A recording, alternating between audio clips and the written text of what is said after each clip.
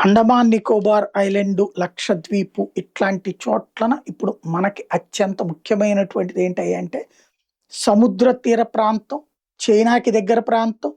మనం అక్కడ రక్షణ స్థావరాలు ఏర్పాటు చేసుకోవాలి. అక్కడ ఆయిల్ క్షేత్రాలను ఏర్పాటు చేసుకోవాలి. డిఫెన్స్ ఏర్పాటు చేసుకోవాలి. ఈ దిశగా అడుగులు పడుతున్నాయి. ఇది చైనాకి చెక్ పెట్టేటటువంటి అంశం.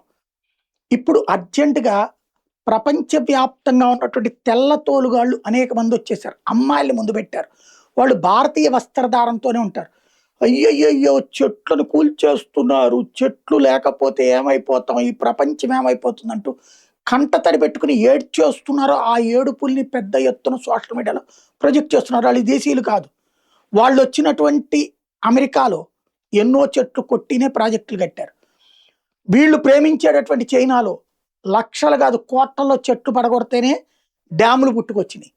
మన దేశంలో మన దేశ రక్షణ కోసం కొట్టుకుంటే ఈ దేశంలో అడవులు పెద్ద ఎత్తునే ఉన్నాయి. చెట్లు పెంచుకుంటూనే ఉంటారు జనం. వ్యవసాయం అనేది ఈ జీవితంలో భాగం. ఎక్కడో 4 చెట్లు నరికితే ఇంకో చోట 40 చెట్లు వస్తాయి. అడవులు కొత్తవి పుట్టిస్తున్నాం. ఆల్రెడీ మోడీ వచ్చిన తర్వాత డిఫారెస్టేషన్ నుంచి ఫారెస్టేషన్ వైపుకి వెళ్ళి దేశం అంతా కూడా అడవులు.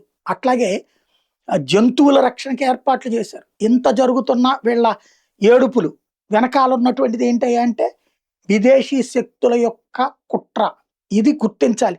ఆడది కంట తడి పెట్టింది అనేటటువంటి సింపతి చూపెడితే వాళ్ళు మన దేశీయులు కాదు, కావాలని ఆడుతున్న నాటకాలను గుర్తుపెట్టుకోవాల్సింది.